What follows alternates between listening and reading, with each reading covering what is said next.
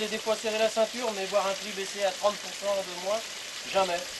Donc voilà, il va falloir en arriver là. La colère des producteurs laitiers s'intensifie dans l'ouest de la France. En Maine-et-Loire, une cinquantaine de camions appartenant à des laiteries seraient ainsi bloqués dans des exploitations. Faute d'accord avec les transformateurs, les agriculteurs ont en effet vu baisser le prix du lait qu'ils auraient payé aux alentours de 20 centimes du litre, soit une chute de 30% sur les dernières semaines. On arrive à un prix de 1982, le même prix, juste avant la mise en place des quotas. Sauf que par rapport à cette date-là, les charges dans les exploitations étaient beaucoup moins importantes qu'aujourd'hui. Aujourd'hui, on a des charges liées à la conjoncture économique qui ont augmenté de 26%. Selon les organisations syndicales, il faudrait que le prix payé atteigne au moins 26 centimes du litre. Et pour exprimer leur colère, les producteurs bloquent depuis la fin de la semaine dernière des camions appartenant à des industriels qui viennent collecter dans les exploitations. Quant à la matière première, elle est parfois tout simplement jetée. Le lait qu'on a dans nos tanks en ce moment, on le jette dans les fosses à lisier pour bloquer tous les transformateurs, pour qu'eux aussi soient en pénurie et qu'ils mettent au chômage technique tous leurs ouvriers. Ce soir, aux environs de 20h30, les producteurs laitiers devraient être nombreux à manifester devant la préfecture d'Angers. Ils vont en effet demander au pouvoir public d'intervenir dans ce conflit. La disparition de Bérénice continue de mobiliser les gendarmes. Cela fait 15 jours que la jeune femme a mystérieusement disparu entre la Jumelière et Angers. Les gendarmes ont intensifié leurs recherches depuis plusieurs jours. Un gros dispositif a été mis en place. Ainsi, autour de Chalonne, les forces de l'ordre continuent le porte-à-porte. 19 hommes grenouilles, venus notamment de Nantes et Tours, ont aussi fouillé les nombreux points d'eau des alentours. Pour tout renseignement, contactez le groupement de gendarmerie au 02 41 88 53 80. Noëlais, 400 habitants, commune rurale du Segréen, est devenue hier une ville du souvenir. Le devoir de mémoire, celui de 9 enfants juifs sauvés pendant la Seconde Guerre mondiale par 2 habitants de Noëlais, Anne-Marie Pinguet et l'abbé Xavier Terrien. Ces 2 héros qui ont risqué leur vie ont reçu hier, à titre posthume, la médaille des Justes, plus de 60 ans après.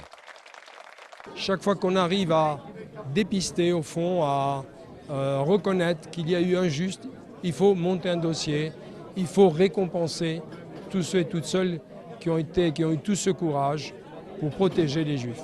Réservés aux non-juifs qui ont sauvé des Juifs pendant la guerre, cette médaille et ce diplôme des Justes ont été décernés à une quarantaine d'habitants du Maine-et-Loire et à plus de 22 000 personnes dans le monde.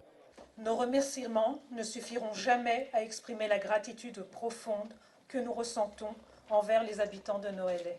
Présents lors de cette cérémonie, Elena, Bernard et Eva Goldberg, 3 des 9 enfants sauvés, se souviennent. Il avait 4 ans, ce petit bonhomme qui est à côté de moi, c'est mon frère. Et alors c'est ceux-là que je remercie, parce que dire que ça ne suffisait pas, mais on était des enfants et on voulait ne pas être abandonnés, on voulait des parents. Et c'est ça qu'on a réussi à avoir. J'ai été accueilli par Madame Anne-Marie Pinguet, j'avais l'âge de 4 ans et j'ai passé 3 années dans ce petit village dans des conditions très agréables. Pour moi c'est un moment de reconnaissance important parce que ces gens-là, on le sait maintenant, ont risqué leur vie pour nous mettre à l'abri. Qu'est-ce que vous voudriez lui dire aujourd'hui si elle était encore là? Merci. Le mot historique est un peu fort, mais tout de même, c'est la première fois que les présidents de l'ABC et de l'Étoile d'Or Saint-Léonard débattent face à face. Cela se passe cette semaine dans l'émission Sport 7. Ils font tous les deux le point sur leur vision du haut niveau et les chances qu'ont les clubs de se rapprocher.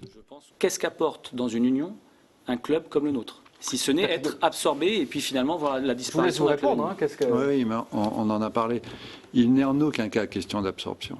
Le raisonnement de fond, c'est le basket. Alors il y a le basket de masse, il y a l'organisation du basket de masse, il y a les formations que les 2 clubs donnent. Vendredi soir, lors de l'Assemblée Générale de Saint-Léonard, les adhérents se sont vus proposer une semaine pour choisir l'union ou la rejeter. A priori, la deuxième option devrait l'emporter. L'amorce de dialogue entre les 2 présidents pourra peut-être faire bouger les lignes, même s'il semble, dans ce domaine, difficile d'aller vite. Après Thierry Poudrier vendredi dernier, les Ducs d'Angers viennent d'officialiser un recrutement haut de gamme.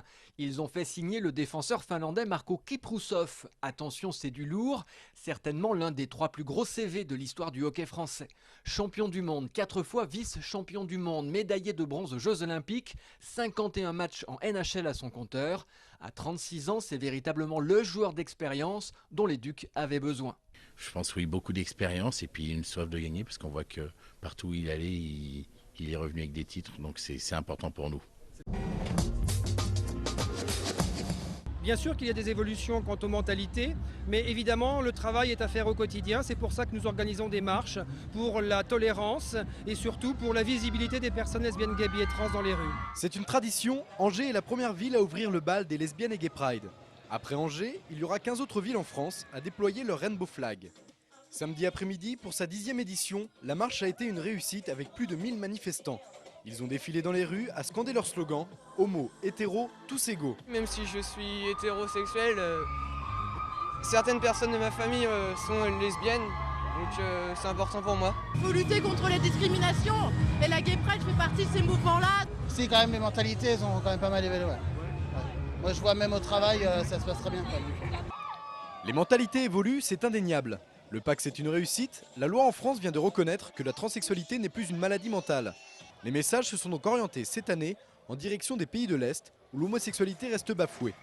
Raccrochement à l'actualité ou coup de publicité, des élus verts PSE, PS et NPA avec l'association angevine Quasar ont affirmé leur soutien en déployant une banderole « Droit à conquérir une Europe lesbienne, gay, bi et trans ». En attendant, à Angers, sous fond de musique techno et électro, la fête battait son plein et sans aucun a priori sur la sexualité de chacun. Allez, protégez-vous.